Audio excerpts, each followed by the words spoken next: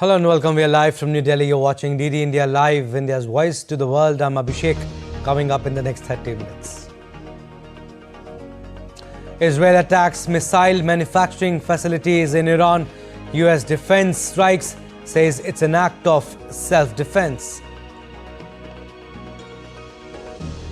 With 9 days to go for US presidential polls, campaigning at its peak, Harris rallies on abortion rights as Trump moderates in final election push. Nature's fury continues to batter lives across the globe.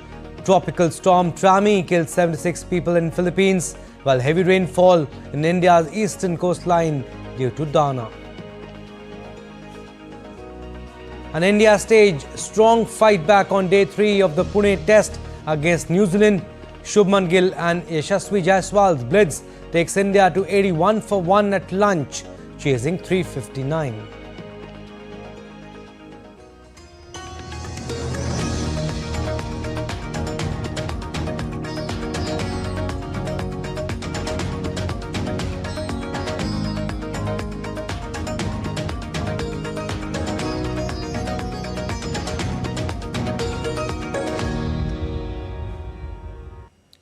All right, our top story: explosions were reported over Tehran as Israel launched retaliatory airstrikes against Iran early on Saturday.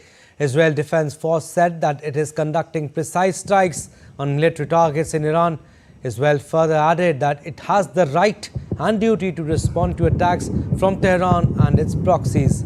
The recent attack against Iran was in response to the ballistic missile barrage carried out by Iran on October 1st, in which around 200 ballistic missiles were fired at Israel. In response to months of continuous attacks from the regime in Iran against the State of Israel, right now, the Israel Defense Forces is conducting precise strikes on military targets in Iran. The regime in Iran and its proxies in the region have been relentlessly attacking Israel since October 7th on 7 fronts, including direct attacks from Iranian soil. Like every other sovereign country in the world, the State of Israel has the right and the duty to respond. Our defensive and offensive capabilities are fully mobilized. We will do whatever necessary to defend the State of Israel and the people of Israel. And Israeli Prime Minister Benjamin Netanyahu was also following the attack on Iran from the operation room at the Israel's Defense Ministry in Tel Aviv. Netanyahu was also accompanied with Israel's Defense Minister Yoav Gallant and Israel's military chief Herzi Halevi. Meanwhile, National Security Council spokesman of the White House, Sean Savit, has called the strikes on Iran as an exercise of self-defense, whereas according to a US official, the United States was notified by Israel ahead of its strikes on targets in Iran, but was not involved in the operation. And air traffic at Iraq's airports have been resumed after it was suspended as Israel struck Iran's military targets on Saturday. The services were halted by Iraq due to regional tensions and to preserve the safety of civil aviation in Iraqi airspace. And United States presidential candidate Donald Trump held a campaign event in Austin, Texas on Friday to tout his policies on the US-Mexico border. During his speech, Trump accused the Biden administration of leaving the southern border open to migrants, while Harris has pushed back against that by blaming Trump for pressuring Republicans in Congress to veto a bipartisan border security bill that would tighten border controls. If we don't win this election, we're going to go to Venezuela next year, Ted, and we're going to celebrate there because it's going to be much safer than our country, okay? Is that a deal? We'll all go together. No, it's just so bad. Well, I have to tell you, I'm not supposed to say it, but we are winning by a lot, actually. And former US President and Republican presidential candidate Donald Trump criticized Kamala Harris at a campaign rally in Traverse City, Michigan on Friday. Referring to recent strikes on Iran military targets, Trump accused Kamala Harris of partying while world is at war. You got a little dose of incompetent people. You know where she is tonight? She's out partying. So Israel is attacking. We got a war going on and she's out partying.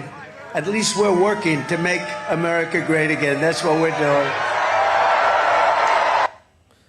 And superstar singer Beyonce took the stage at a rally for Kamala Harris in Houston on Friday. She was there for the Democratic presidential candidate.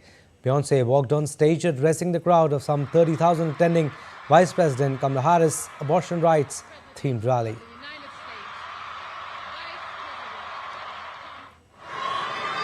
I'm not here as a celebrity. I'm not here as a politician. I'm here as a mother. A mother who cares deeply about the world my children and all of our children live in. A world where we have the freedom to control our bodies. A world where we're not divided. And Kamala Harris took a detour from barnstorming the battleground states that will decide November's election with Friday's stops in Texas. Texas hasn't backed a Democratic president since 1976, and Republican Donald Trump is almost certain to win the state's 40 electoral college votes.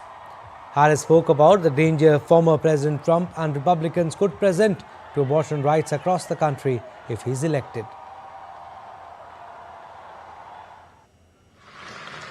Texas, what is happening across this state and our country is a healthcare crisis.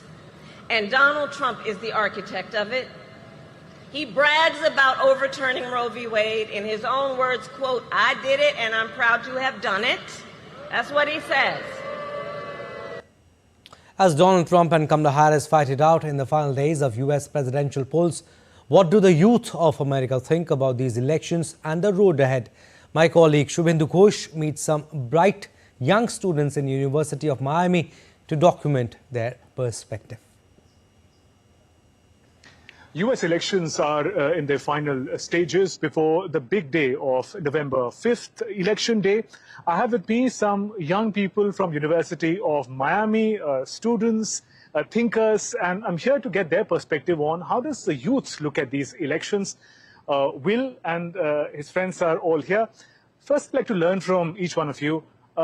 As young people, what are the issues at the heart of these elections? What do you expect from the new government? I think at the heart of this election, one of the primary issues is the affordability of housing. I think it's an issue that affects Gen Z the most, and I assume that all of us here are in Gen Z, so I want to see that definitely be focused on in the next administration. The southern border is definitely a problem as well. I wish to see that there's more security on the border. For me, this election, I am concerned about the access to reproductive health care, especially here in the state of Florida, which is a banned state, currently under a 6-week ban. I am concerned about decriminalization of drug use as well. I'm worried about the housing crisis because there is a criminalization of houselessness, especially here in Miami-Dade County. And I'm also worried about our education. I think what defines this election for me is issues related to gender, women's rights, access to reproductive health care, especially in Florida, which was a hub after the overturn of Roe v. Wade for many Southern women. I agree with much of what they have already said, but another issue that I've noticed is a lot of America feels largely divided between a certain party and like a certain candidate, and like they feel attached to either side. And personally, I would like to see a more calm environment where people are just generally more friendly within politics. Basically, I really agree with what many of them were saying about housing and also with women reproductive rights. And overall, I think that politicians need to think about what younger people really want. I feel like they don't really listen to us. Right, so those were some great ideas that we got. Next, let's also find out what and where would you like to see America in the next 4 years. These elections, they say, are going to determine the future course. Your opinion on where America could be in the next 4 years. Paul? As an American, I almost feel embarrassed when I see our politicians name-calling each other. And in the next 4 years, I would hope to, rather than seeing most people be proud of their party or over a certain candidate, to just be proud of America as one country. For me personally, I would like to see in 4 years a America that is more diverse and has representatives that look more like me, that are around my age, rather than people who only care about corporations that are filling their pockets. I want to see accountability. I want to see accountability and action taken in response to the multiple genocides across our world, in response to the state-sanctioned violence against Black and brown people, and as well here in the state of Florida, as we have seen natural disasters. I want to see our community showing up. In 4 years, I'd like to see an America that has a citizenship that definitely keeps its government accountable, especially for its actions overseas in regards to funding Israel in their campaign in Palestine. Is something that I personally don't believe in. I want to see safer cities and overall a country that just puts American citizens first before the interests of others. I want to see action on promises. There's a lot of things that a lot of politicians would say that will pull in a lot of not just students, a lot of people around the world in the country, and then they don't act upon it. So I would like to see action. Thank you, each one of you, for joining us for this conversation. Great food for thought. American students talking about how they would like to see America in the days and years ahead. And I hope the leaders are listening. With camera person Jaiswal, Shubhendu Ghosh for DD India in Miami. And amidst the bustle of US presidential elections and increasing interest in the Indian American community, Team DD India pays a visit to the statue of Mahatma Gandhi in Town Davie in Florida. Inaugurated over a decade ago, it continues to be an important source of identity and inspiration for the local community. Shubhendu Ghosh reports.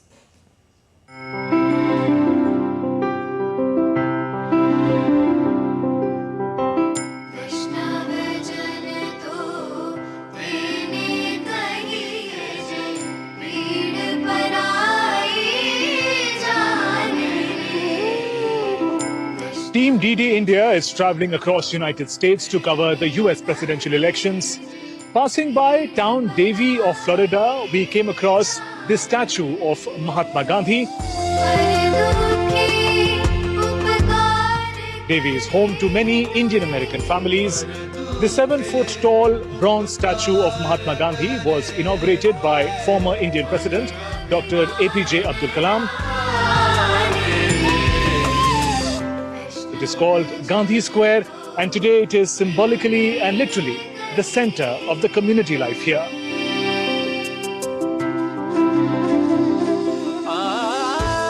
We have the proud moment to have this statue here. This was done with the help of the town of Davie.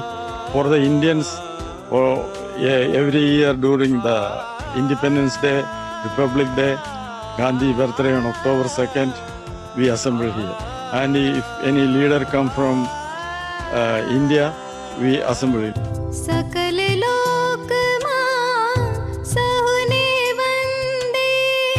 Having the representation, having an icon of Indian culture and history here as part of a local landmark is really showing something that the impact that Indian society is having on the country, and that we're getting more representation and more opportunities, and really a growing force in this country.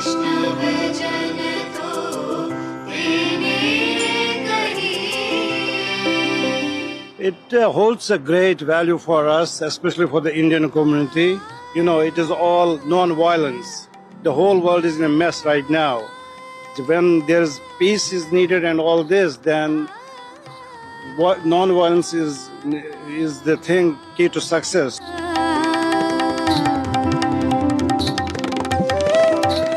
The statue was installed here after persistent efforts of the Indian American community. The locals believe Mahatma Gandhi will remind them and their future generations about who they are and the values they represent. With camera person Jaiswal, Shubhendu Ghosh for DD India in Town Davie. And on the final day of the BRICS summit, Russian President Vladimir Putin said Ukraine is being used to create strategic threats to Russia. Ukraine is one of these examples. It was used and it has been used for creation of strategic threats for Russia, ignoring at the same time our vital interest, fair concerns and infringement of rights of Russian-speaking people. And now they don't even hide the goal to defeat Russia in a strategical way. I must say that this is illusion who can have only those who doesn't know Russian history, doesn't pay attention to unity formed during the centuries, power of spirit and solidarity of its people. Still to come on this edition of DD India Live. Indian President Draupadi Murmu offers prayers at Lord Jagannath's temple in Raipur. India slams Pakistan for raking Kashmir issue at a United Nations Security Council debate, calls it a mischievous provocation. And in sports, India squad for Australia tour announced.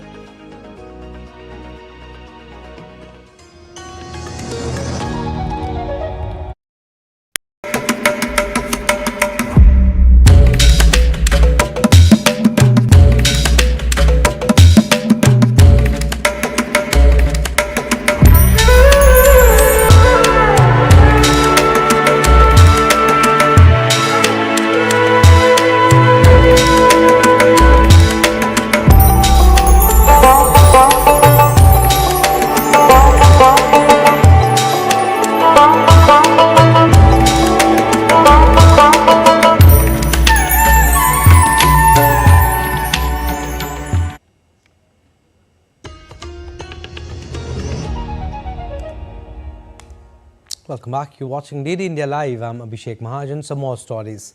North Korea strongly condemned recent US military activity with allies in the region.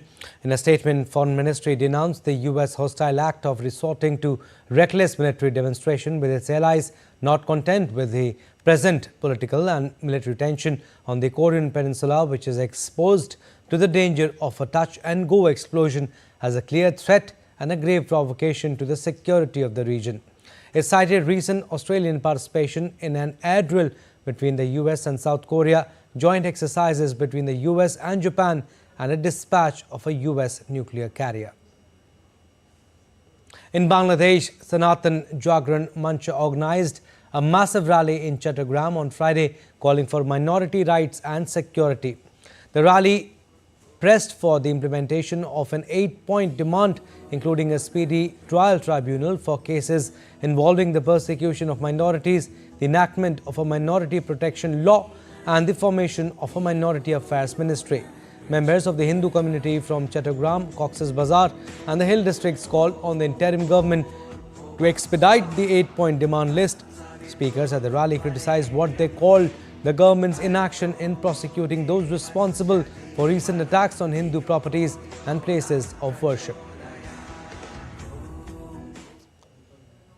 And at least 76 people have been killed in central and northern Philippines after tropical storm Trami battered the country, triggering landslides and flooding that trapped residents on their roofs and displaced thousands of people.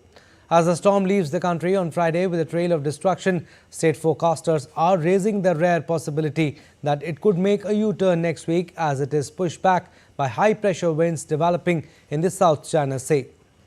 Although Trami did not strengthen into a typhoon, it dumped unusually heavy rains in some regions, including some that saw 1 to 2 months' worth of rainfall in just 24 hours, inundating communities with flash floods.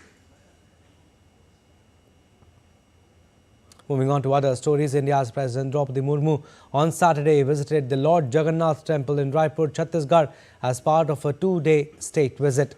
Murmu, accompanied by Governor Ramin Deka and Chief Minister Vishnu Deosai, offered prayers for the country's well-being and prosperity at the renowned temple.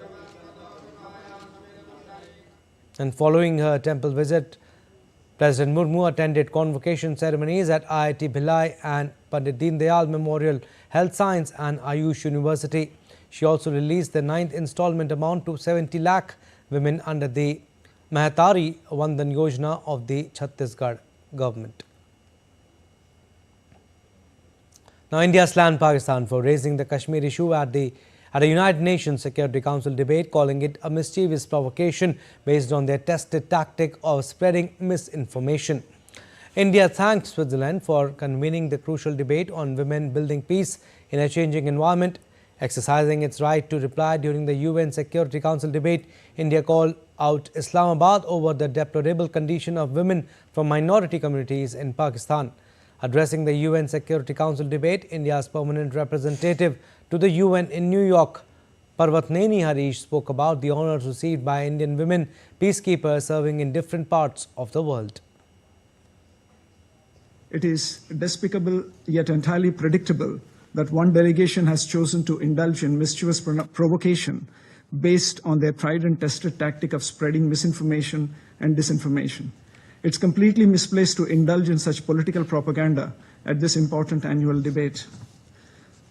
We are well aware that the condition of women belonging to minority communities, notably Hindus, Sikhs, and Christians, in that country remains deplorable.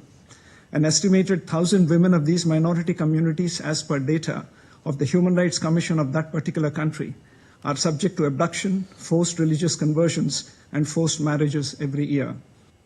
And India's recalled High Commissioner Sanjay Verma says India was backstabbed and treated in a most unprofessional manner by a country that is supposed to be a friendly democracy.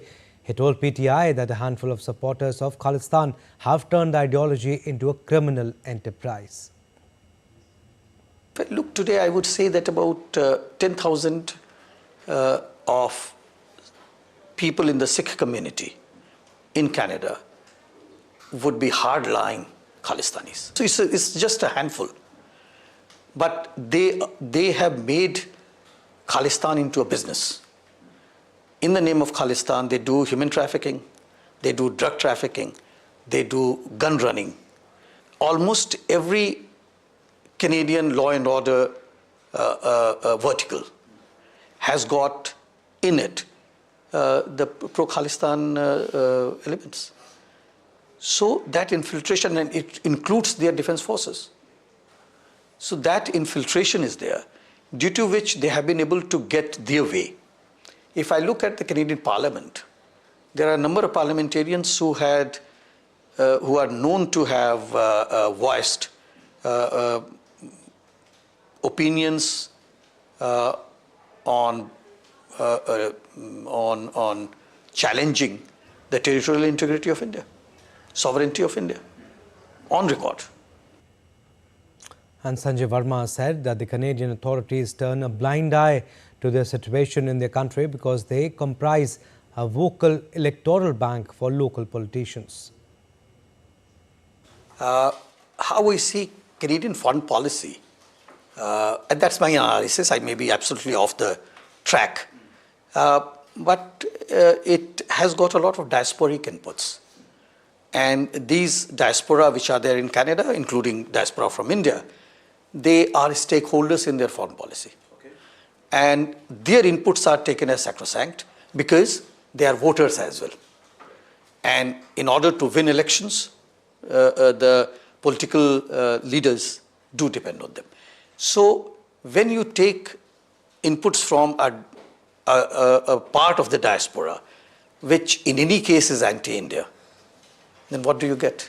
So your foreign policy becomes that much more colored from their views. Other members of the Indian community, other members of the Indian diaspora, they are there to earn a living. Yeah. They do not have a business as the Khalistanis have. Yeah. So they are there to earn their livelihood. They are there to live peacefully with others. So they are not the ones who would shout the loudest, but these Khalistanis do shout the loudest. As the landfall process of the severe cyclonic storm Dana tore through Indian eastern state Odisha coast in the wee hours of Friday, heavy rainfall with gusty winds lashed parts of southern West Bengal. As per the Indian Met Department, heavy to very heavy rainfall predicted in parts of Odisha, West Bengal and Jharkhand for the next few days. Flights and train services restored in both the affected states.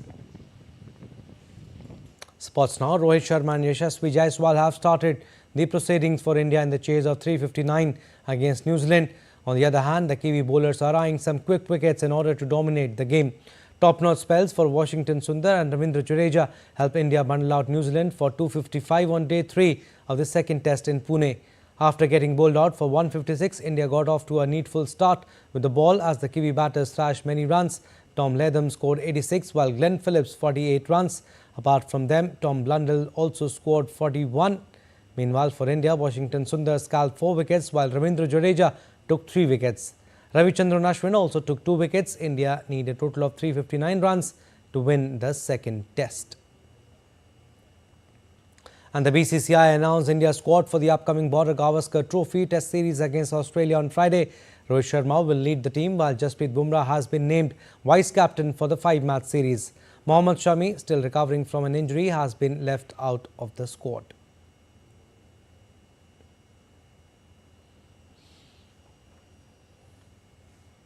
Well, that's all for this edition of DD India Live, but do let us know your thoughts on the news of the day. For those on the go, you can get all the latest news and updates from India and across the world on DD India mobile app. The app is available on both Android and iOS. Scan the QR code on the screen to download now. And we'll be back with more news as it breaks here on DD India. I'm Abhishek from all of us here in Delhi. Thanks for watching DD India Live.